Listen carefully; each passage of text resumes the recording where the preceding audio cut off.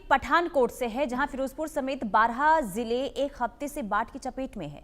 राज्य में 1000 से ज्यादा गांव बाढ़ की चपेट में है, तो 2.5 लाख से ज्यादा लोगों के सामने बाढ़ ने रोजी रोटी का संकट खड़ा कर दिया है। पंजाब में आई विनाशकारी बाढ़ में अब तक 30 लोगों की मौत हो गई है, जबकि कई लोग घायल बताए जा रहे हैं। सबसे बड़ा असर किसानों पर पड़ा है। शुरुआती रिपोर्टरों के मुताबिक करीब 3 लाख एकड़ फसलें पूरी तरीके से नष्ट हो गई है। धान की फसल, जो इस मौसम में किसानों की सबसे बड़ी उम्मीद होती है, पानी में डूब गई है। यानी पंजाब में बाढ़ की वजह से गंभीर हालात हैं और राहत बचाव का काम अभी भी जारी है। पंजाब में पानी का प्रचंड प्रहार, बाढ़ बारिश से मचा हाहाकार। 12 जिलों में बाढ़ ने मचाई तबाही, चारों तरफ बर्बादी ही बर्बादी।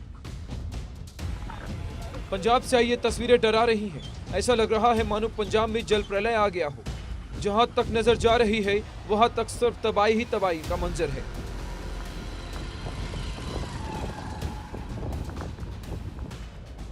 पंजाब में पिछले कई दिनों से लगातार बारिश हो रही है।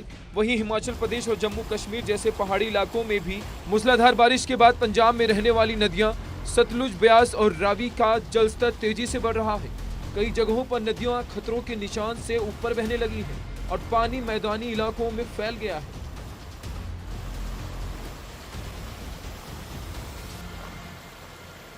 गुरदासपुर, अमृतसर, होशियारपुर, तरन तारन, फाजिल्का, मानसा और लुधियाना समेत पंजाब के 12 जिलों में बाढ़ का असर साफ देखा जा रहा है। निचले इलाकों के गांव पूरी तरह जलमग्न हो गए हैं और लोगों को अपने घर छोड़कर सुरक्षित ठिकानों का रुख करना पड़ रहा है।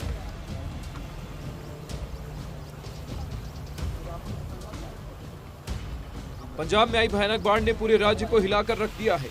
ये बाढ़ पिछले 40 सालों में सबसे खराब बताई जा रही है। पंजाब में अब तक करीब 2.56 लाख लोग बाढ़ से प्रभावित हो चुके हैं, जो 1988 वाली बाढ़ से भी ज्यादा विनाशकारी है। 1200 से ज्यादा गांव पानी में डूब गए हैं, लाखों लोग बेघर हैं, तो फसलें बर्बाद हो गई हैं। इसके साथ ही जान माल को भी भारी नुकसान हुआ है। राज्य में 1312 गाँवों के 2.56 लाख से ज्यादा लोग बाढ़ से प्रभावित हैं। अब तक 30 लोगों की मौत हो गई है। सबसे बड़ा असर किसानों पर पड़ा है। करीब 3 लाख एकड़ फसलें पूरी तरह से बर्बाद हो गई है। होशियारपुर का काफी बड़ा इलाका इस वक्त बाढ़ की चपेट में है। किसानों की फसल चौपट हो गई है।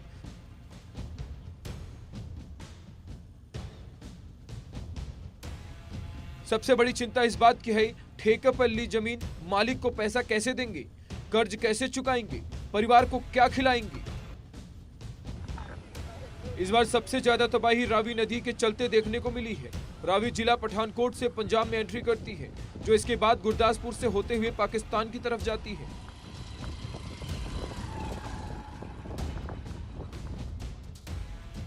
रावी पर ही पंजाब और जम्मू कश्मीर के बॉर्डर पर रणनीति सागर बांध, जिसकी क्षमता 1370 फीट है, इस साल बांध का जलस्तर 1729 फीट को भी पार कर गया है।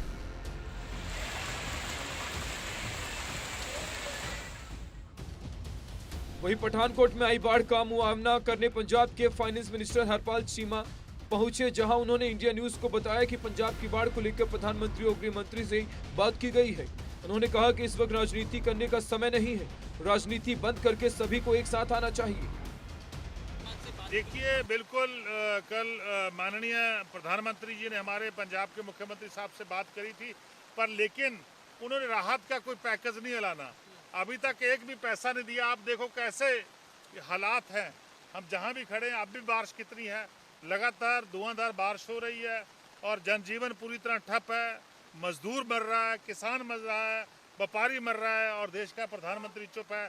और पूरी पंजाब सरकार, पूरे हमारे मंत्री, पूरे पंजाब के एमएलए, पूरा प्रशासन, डिप्टी कमिश्नर सब लोगों के बीच में है। पर लेकिन मैं समझता हूँ केंद्र सरकार है जो वो पंजाब की मदद नहीं कर रही और ऐसा महसूस हो रहा है कि केंद्र सरकार जो है भारतीय जनता पार्टी, वो पंजाब और पंजाबियों से नफरत करती है। पंजाब के पठानकोट में मूसलाधार बारिश के बाद कई इलाकों में लबालब पानी भर गया है, जिससे लोगों को काफी दिक्कतें उठानी पड़ रही हैं। गुरदासपुर में लगातार हो रही बारिश से मुश्किलें कम होने का नाम ही नहीं ले रही, जिसके कारण शहर के सभी बाजार पानी से भर गए हैं।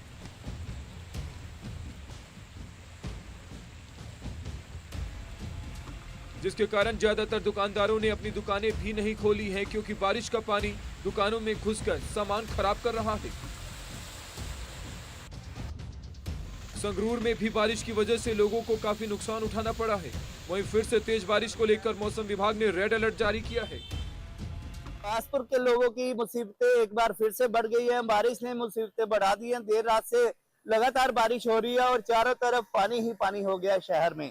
तस्वीरें आपको दिखा रहे हैं, हनुमान चौक में खड़े हैं, मेन चौक है शहर का और पानी ही पानी नजर आ रहा है चारों तरफ। देर रात से रुक रुक के बारिश हो रही है, हालांकि कभी हल्की हो जाती है, कभी तेज हो जाती है, लेकिन लगातार बारिश हो रही है। और मौसम विभाग का अलर्ट था, 3 दिन का अलर्ट था, 2 दिन बचे हैं, लगातार बारिश होगी। लेकिन कुछ दिन पहले आसपास के गांव ने बाढ़ की स्थिति का सामना किया है। हालांकि पानी अभी भी कुछ गांव में खड़ा है, लेकिन थोड़ी आगे चला गया है।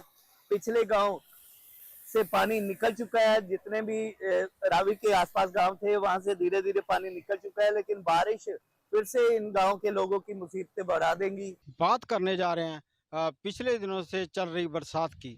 बरसात के चलते हुए जो लगातार पानी है जो बढ़ता ही जा रहा है, जिसके कारण जो लोग हैं उनको परेशानी का सामना जो है वो करना पड़ रहा है।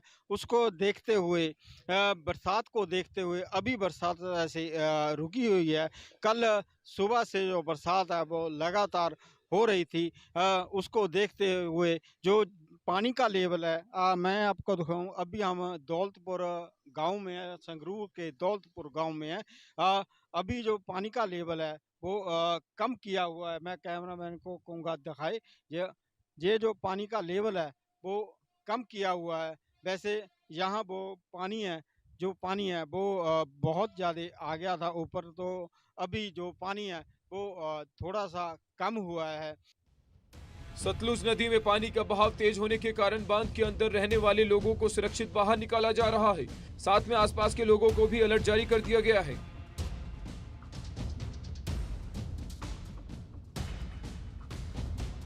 वहीं तबाही को देखते हुए जालंधर के डिप्टी कमिश्नर द्वारा सतलुज नदी के किनारे रहने वाले लोगों के लिए एडवाइजरी जारी की गई है, जिसमें उन्होंने बताया कि रोपड़ हैंडवर्क से पानी छोड़े जाने के बाद नदी किनारे इलाकों में खतरा हो सकता है।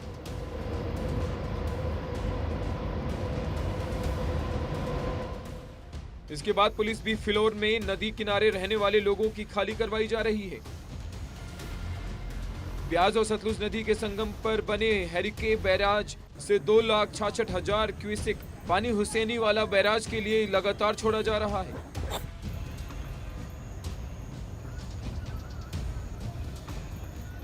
पाकिस्तान के साथ सटे 2 जिले फिरोजपुर और फाजिल्का में सैलाब आ गया है। किसानों की हजारों एकड़ फसल पानी में डूब चुकी है। फिरोजपुर के 76 से फाजिल्का के 72 गांव जलमग्न हैं, जिसके लोग सड़कों पर रहने को मजबूर हैं।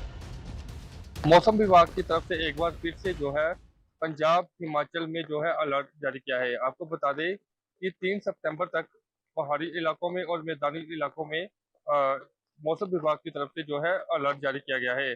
आपको बता दें कि इस समय हम पठानकोट में मौजूद है और आपको बता दें कि सुबह से ही जो है बारिश जो है पूरे पठानकोट शहर में हो रही है और वही लोगों को डर सता रहा है कि कहीं फिर से एक बार जो है बाढ़ की स्थिति ना पैदा हो जाए, क्योंकि मौसम विभाग की तरफ से 3 तारीख तक जो है हैवी बारिश का जो है अलर्ट जारी किया गया है। आपको बता दें कि इसी के चलते प्रशासन की तरफ से जो है स्कूल और कॉलेज को भी 3 सितंबर तक जो है बंद करने के आदेश जारी किए गए हैं। लगातार बारिश के चलते मैदानी इलाकों में जो है काफी नदियां नली जो उफान में है, जिसके कारण लोगों को भी काफी नुकसान पहुंच रहा है। फिरोजपुर में आई बाढ़ को लेकर कई एनजीओ मदद के लिए आगे आए हैं। कई लोग ने मदद के लिए हाथ बढ़ाया है।